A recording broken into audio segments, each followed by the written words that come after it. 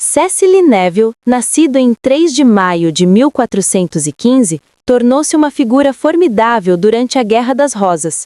Conhecida como a Rosa de Raby por sua beleza e por seu local de nascimento no Castelo de Raby, ela era a 18ª filha de Ralph Neville, primeiro conde de Westmoreland, e de sua segunda esposa, Joan Beaufort. Joan, uma filha legitimada de John of Gaunt e Catherine Swynford, conectava Cecily à linhagem real plantageneta. Como matriarca da dinastia iorquista, Cecily foi mãe de 2 reis, Eduardo IV e Ricardo III. Sua vida foi marcada por ambição e tragédia. A perda de seu marido, Richard, Duque de York, e de 3 filhos devido à guerra e execução, além do misterioso desaparecimento de seus netos, os príncipes da Torre.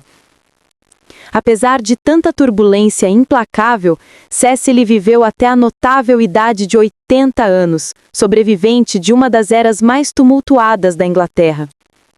Cecily Neville recebeu a educação padrão de uma nobre, dominando a administração doméstica, contabilidade e alfabetização.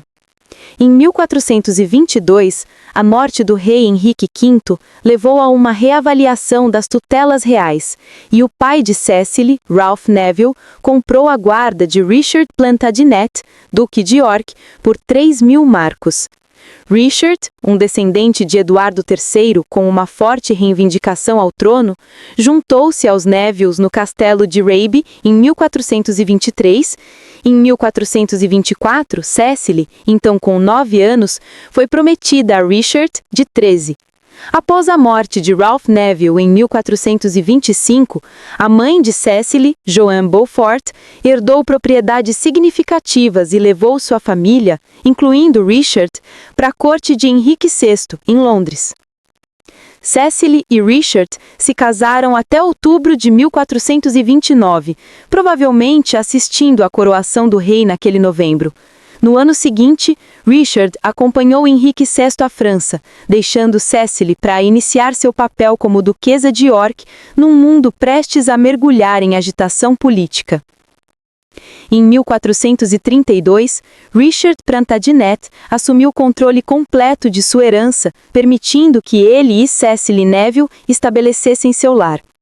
Eles deram preferência ao castelo de Fotheringay, sua residência principal entre suas várias propriedades. Lá, iniciaram a construção da igreja de Santa Maria Virgem e Todos os Santos e de um colégio para garantir orações pelas almas da família. Cecily administrava a casa com habilidade, frequentava a corte com Richard e ocasionalmente atuava em assuntos legais ou recebia petições em seu nome. Em 1436, Richard foi nomeado tenente-geral e governador da França, deixando Cecily para trás. Sua primeira filha, Joan, nasceu em fevereiro de 1438, mas tragicamente morreu jovem. Uma segunda filha, Anne, nasceu em 1439 e sobreviveu para se casar. Um filho nascido em 1441 morreu na infância. Naquele ano, Cecily juntou-se a Richard em Rouen, onde deu à luz Eduardo, o futuro Eduardo IV, em 1442, seguido por Edmund, conde de Rutland, em 1443, e Elizabeth, em 1444. Em 1445, o casamento do rei Henrique VI com Margaret de Anjou trouxe Margaret aos cuidados de Cecily em Rouen. Uma amizade se formou entre as duas mulheres antes que Cecily e Richard retornassem à Inglaterra naquele mesmo ano. Apesar das perdas pessoais, a crescente família de Cecily e seu papel em assuntos diplomáticos e domésticos solidificaram sua posição como uma figura formidável na história iorquista. Entre 1446 e 1452, Cecily Neville teve mais 7 filhos enquanto vivia majoritariamente de forma doméstica. Em julho de 1447, Richard foi nomeado tenente da Irlanda por 10 anos, mas adiou sua partida até junho de 1449, levando Cecily com ele. Eles se estabeleceram em Dublin, onde Cecily deu à luz George, mais tarde Duque de Clarence. O descontentamento com o governo do rei Henrique VI estava crescendo, e após apenas 14 meses, Richard retornou à Inglaterra em setembro de 1450. Sua lealdade ao rei começou a vacilar, levando a conflito aberto com Edmund Beaufort, Duque de Somerset. Essa rivalidade surgiu de animosidades pessoais, ambições concorrentes e discórdias políticas, lançando uma sombra sobre a vida de Cecily, enquanto a oposição crescente de seu marido à coroa preparava o palco para a Guerra das Rosas.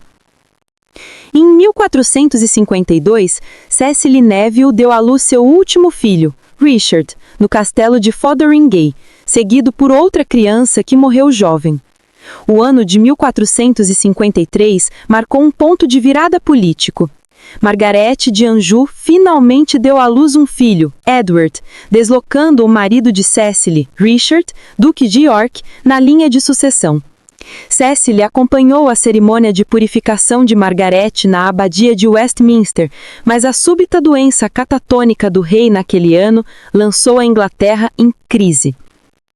Durante a incapacidade de Henrique VI, Richard foi nomeado Lorde Protetor, assumindo o controle do governo. No entanto, quando Henrique VI se recuperou no dia de Natal de 1454, Richard renunciou, apenas para ver seu rival, o Duque de Somerset, retirar seus privilégios.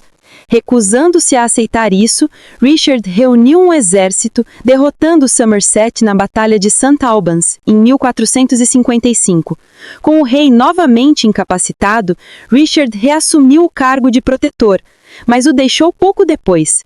Até 1459, a vida de Cecily estava em turbulência. A rainha Margarete de Anjou ascendeu ao poder e Richard enfrentou a ameaça de proscrição, arriscando seus títulos, terras e riqueza, um perigo que logo mergulharia a Inglaterra em um conflito ainda mais profundo. Em outubro de 1459, as forças iorquistas confrontaram as tropas da rainha Margarete em Ludlow, onde Cecily Neville permaneceu com seus filhos mais novos, George e Richard. Cecily foi deixada para trás quando seu marido fugiu para a Irlanda com seus filhos mais velhos, Eduardo e Edmund.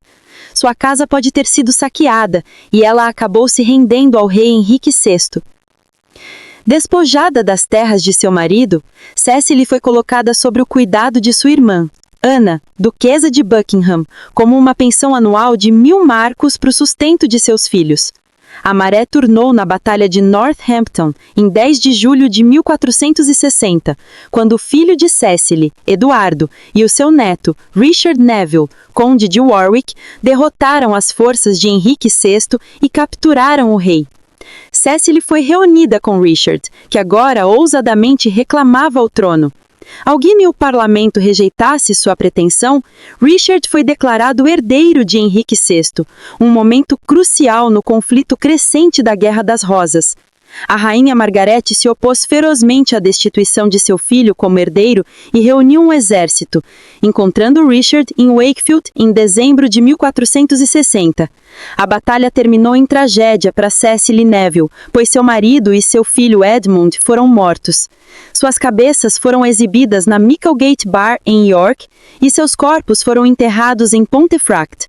Temendo mais perigo, Cecily enviou seus filhos mais novos, George e Richard, para Filipe, Duque de Borgonha, para segurança, restando-lhe apenas sua filha, Margaret.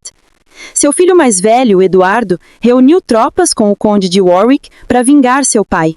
Após manobras estratégicas, Eduardo entrou em Londres e foi declarado rei. A vitória na sangrenta Batalha de Taunton, em março de 1461, consolidou sua reivindicação. Cecily, agora mãe do rei, representava-o em Londres enquanto ele campanhava. Eduardo foi coroado em junho e George e Richard retornaram da Borgonha. O jovem Richard mais tarde treinou na casa de Warwick, preparando-se para os anos turbulentos que se aproximavam.